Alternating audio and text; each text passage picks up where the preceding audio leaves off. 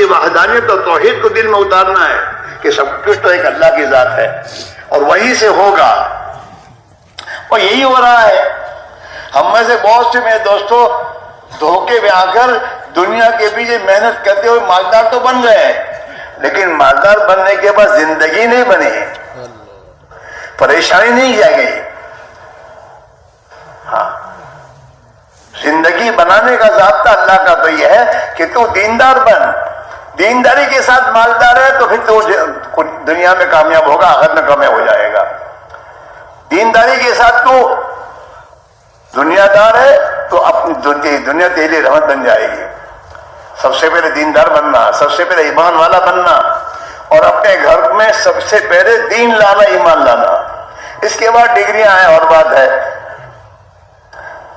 اگر دین نہیں ہے, ہمارے گھروں میں دین نہیں ہے, ہمارے کاروبار میں دین نہیں ہے, تو پھر یہی وبال بن کر ہمارے لیے مصیبت بنے گا. اس لیے ہمارے بڑے جو کہتے ہیں بھائی اپنے دنیا کے کام کاج کو آگے پیچھے کرو اور قربانی دو اور اس محنت میں اپنے آپ کو لگاؤ جو محنت اللہ کے نبی نے اپنی امت کو دی ہے, جس سے ایمان بنے گا, جس سے دین زندگی میں آئے گا, جس سے آدمی کی رغبت اور شوق صحیح ہو جائے گا. اچھے کھانے کا شوق اچھی چیز نہیں ہے. ہاں, اچھی چیز تو یہ ہے کہ آدمی کھائے اور خدا کی مخلوق کو کھلائے. یہ ہے سب راستہ. غریبوں کو کھلائے, حلال کھائے, حلال کھلائے. حرام کا پیسہ لے کے کیا کرے گا آدمی, پریشان ہوگا. اور ہو رہا ہے آدمی. اس میرے بھائیوں, اور یہ بغیر ایمان کے نہیں ہوگا. جتنا اندر ایمان بنے گا دل میں, خوف خود آئے گا, آخرت کا فکر آئے گا کہ ایک دن مجھے مرنا ہے, میں مروں گا, دنیا چھوڑ کے جاؤں گا, قبر میں جانا ہے مجھے, اللہ کے سامنے کھڑا ہونا ہے میرے اور جواب دینا ہے مجھے, میرا کیا ہوگا. یہ یقین جب تک دل میں میرے دوست نہیں اترے گا, آدمی کی زندگی کا رخ صحیح نہیں ہوگا. سب سنے گا لیکن کرے گا وہ جو اندر ہے. اندر صحیح ہو جائے گا, باہر صحیح ہو جائے گا. اللہ کے نبی نے یہی فرمایا, الایمان ما وقر فی القلب وصدقہ العمل. ایمان کی جگہ دل ہے. جب ایمان اپنی جگہ پر پہنچ جاتا ہے تو پھر آدمی کی زندگی ایمان والی بن جاتی ہے. اس کے اعمال بتاتے ہیں کہ ایماندار آدمی ہے. آپ کسی آدمی کو ایماندار کب کہتے ہو؟ اس کی زندگی دیکھ کر. میں کیا کہتے ہو؟ 100 روپیہ ہے. ہاں, کپڑے کیسے پہنے اور کام کیسے اس کے. ہاں, ایمانداری کا فیصلہ اس کی زندگی بتاتی ہے. ایمان کی جگہ دل ہے, اور جب ایمان اپنی جگہ پر پہنچ جاتا ہے تو آدمی کی زندگی اس کا تصدیق کرتی ہے کہ آدمی ایماندار ہے. ہاں, اس لیے میرے بھائیوں, ایمان گھر بیٹھے نہیں بنے گا. جس ماحول میں ہم زندگی گزار رہے ہیں اس ماحول میں ہمارا ایمان نہیں بنے گا, ہمارا ایمان بگڑے گا. اور جتنا ایمان میں بگاڑ پیدا ہوگا اتنا آدمی کی سوچ میں بگاڑ آئے گا, اور جتنا سوچ میں بگاڑ آئے گا اتنا زندگی میں بگاڑ آئے گا. اور جتنا اعمال بگڑیں گے اتنا ویسے حالات بگاڑے جائیں گے. کہیں بھی ہو, کسی ملک میں جاؤ, ملکوں کے بدلنے سے اور مال پیسے جمع کرنے سے مسئلے حل نہیں ہوتے ہیں. اگر ہوتے تو سب کے ہو جاتے. جہاں بھی جاؤ سب کا ایک ہی ٹینشن ہے, پرابلم ہے, ٹینشن ہے, پرابلم ہے. سب کی زبان کا یہی بول ہے. ہاں, یہاں سے کسی ملک میں گیا, وہاں بھی وہی کوئی کہ دوسرے ملک میں چلو. ملک بدلنے سے کام نہیں بنے گا, زندگی بدلو. ہاں, پوری دنیا کا مالک ایک اللہ ہے, چاہے وہ یہ ملک ہو یا کوئی دوسرا ملک ہو. اگر کسی ملک میں بھی جا کر اللہ کی ناراضگی کا راستہ اختیار کرے گا تو اللہ ناراض ہو کر اس کی زندگی کو بگاڑے گا. یہی ہوگا. انقلابات جہاں واحد رب ہے، سن لو۔ دنیا میں جو انقلابات آتے ہیں گھروں میں، زندگیوں میں، ملکوں میں، یہ اللہ کی طرف سے ایک واعظ ہے، نصیحت ہے کہ دیکھ انہوں نے زندگی بگاڑی، ابھی سے حالات بگڑے ہیں، تو اگر ان کے راستے پہ چلے گا تو تیرا بھی انجام یہی ہوگا۔ انقلابات جہاں واعظ رب ہے، سن لو، ہر تغیر سے صدا آتی ہے ففہم، سماج۔ گاڑی کو ریورس لے، ورنہ تجھے پہلے جو گاڑی گئی ہے اس کو اس نے پکڑ کے جیل میں ڈالا ہے، تو بھی جائے گا جیل میں۔ گاڑی کو ریورس لے۔ ہاں، انقلابات جہاں واعظ رب ہے، سن لو، ہر تغیر سے صدا آتی ہے ففہم، سماج، اور زندگی کے رخ کو صحیح کر۔ یہ اللہ تعالیٰ ہم پر رحم کھا رہا ہے۔ اس محنت کو خود اللہ نے زندہ کی ہے دنیا میں، اور گھر گھر پر جا کر اپنے بندوں کو گھر پر بھیجا کہ ایک ایک گھر پہ جاؤ، ایک ایک مسلمان کے سامنے بات رکھو، حقیقت یہ ہے زندگی کا رخ صحیح کرو۔ زندگی رخ صحیح کرو گے اللہ تمہارے حالات درست کر دے گا، ورنہ کس کو فرصت ہے میرے بھائیوں؟ یہ تو اس کا کرم ہے، اسے ہم پر رحم آتا ہے، وہ مہربان ہے۔ یہ میرے بندے نادانی سے کہاں جا رہے ہیں؟ ہاں،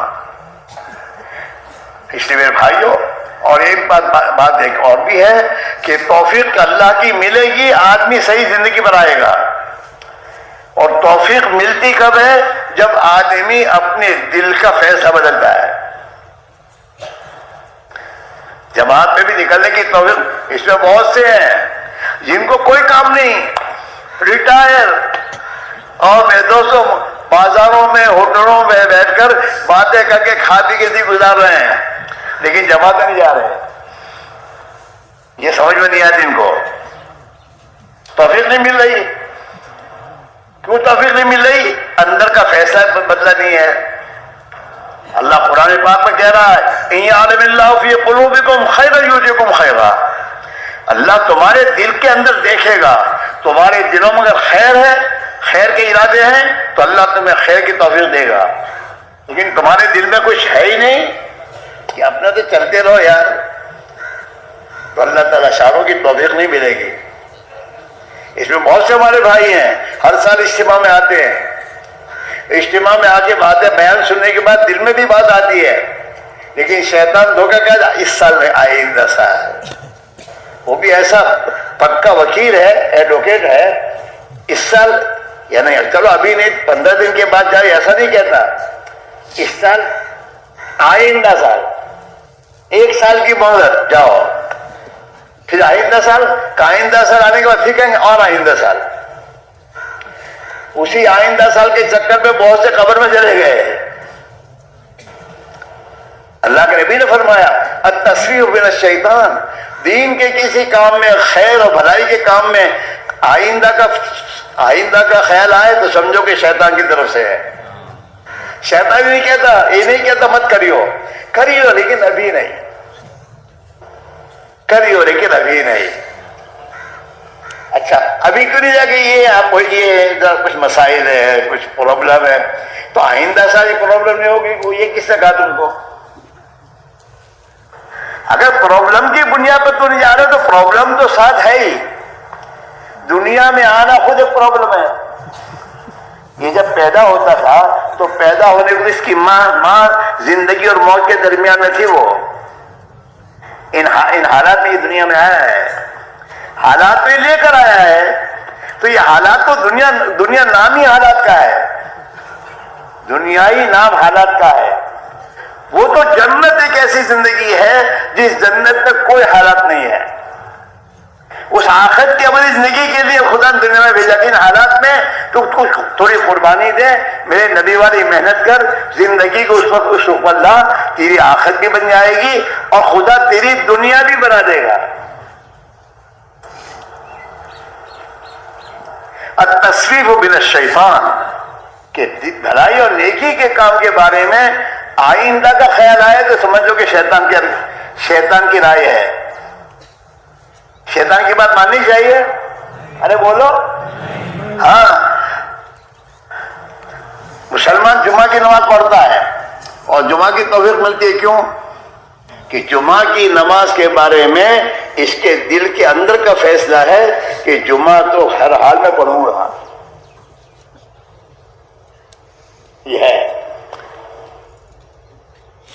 اگر یہ جہاں ملازمت کرتا ہے اور جہاں وہ اس کا سیٹ جو ہے وہ نماز سے کہ جمعہ کی نماز نہیں پڑھنی نہیں مسیحات ملے گی تو کر لیتے ہیں دکان, ہم دوسری جگہ جائیں گے, جمعہ کی نماز نہیں چھوڑوں گا. جب اس کے اندر کا فیصلہ یہ ہے کہ جمعہ کی نماز تو مجھے پڑھنی ہی ہے تو اللہ کی طرف سے بھی توفیق کا دروازہ کھلتا ہے. یہ چاہے یہاں نہ ہو, کہیں کسی دوسری جگہ سفر میں ہو تو وہاں بھی جمعہ کی نماز کے لیے مسجد تلاش کر کے جمعہ کی نماز پڑھنے جاتا ہے. اللہ کی توفیق ملی ہوئی ہے. اور گھر پہ ہے لیکن اندر میں دوستو جمعہ کی نماز پڑھنے کا ارادہ ہی نہیں ہے, تو گھر پہ ہے, مسجد بھی پڑوس میں ہے, لیکن پھر بھی جمعہ کی نماز کے زیادہ نہیں ہو تو پھر نہیں ملتی. ہاں, اس میں بھی یہی بات ہے میں دوستو کہ اندر اللہ کی طرف بات ڈالی بھی گئی تو اجتماع پہنچے. اجتماع میں مجلس میں بیٹھنے کے بعد دل میں آیا کہ یار ایمان کی محنت پہ تو لگنا چاہیے, مجھے جانا چاہیے. دل میں بھی بات آئی, لیکن پھر دوستوں شیطان نے اس چکر میں ڈالا کہ ابھی تو یہ پرابلم ہے, آئندہ اجتماع میں ترتیب بنائیں گے, اور چلا جاتا ہے بعد میں گھر واپس. اور جتنی غلط زندگی غلط ماحول میں زندگی گزارتا ہے اتنا اس کے اندر دل کے اندر غلط یقین آتا ہے, دنیا طلبی آتی ہے, گناہوں کے جذبات پیدا ہوتے ہیں, پھر یہ اپنی زندگی میں اسی طرف جاتا ہے اور یہی کرتے کرتے مر جائے گا. حضرت فاروق فرماتے ہیں کما تحیون تموتون, جیسے ماحول میں زندگی گزارو گے اسی حال میں مرو گے, اور جس حال میں مرو گے اسی حال میں اٹھائے جاؤ گے خبر کے بعد, اور وہاں آخرت میں اسی پر تمہارے فیصلے ہوں گے.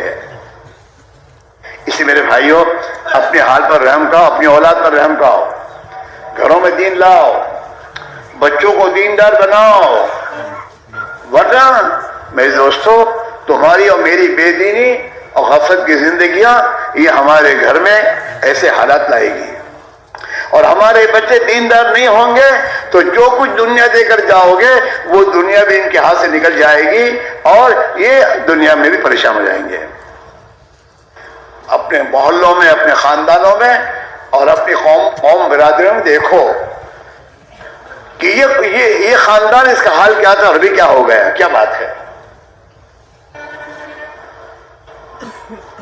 کہ محمد سے وفات تو ہم دے رہے ہیں, جہاں چیز ہے کہ لوح و قلم دے رہے ہیں, تو عدد بساسن کی اطاعت کر, وفاداری کر, تو تیری بیوی کا وفادار ہے, خاندان کا وفادار ہے, اپنی حکومت کا وفادار ہے, وفادار نہیں تو اللہ کا نہیں, اللہ کے نبی کا نہیں ہے.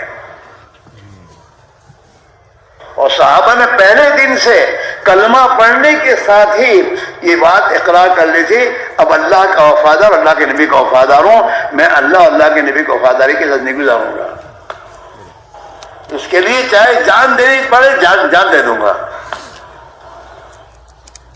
تو اللہ نے دنیا کو ان کے قدموں میں ڈالا اور آخرت میں اللہ نے جنت کا وعدہ دیا کہ تم جنت میں جاؤ گے, اور اصل زندگی وہی میرے دوست ہے. یہ تو اللہ کا شکر ہے, اللہ نے زندگی دے رکھی ہے, کچھ پتہ نہیں شام ہوگی نہیں ہوگی.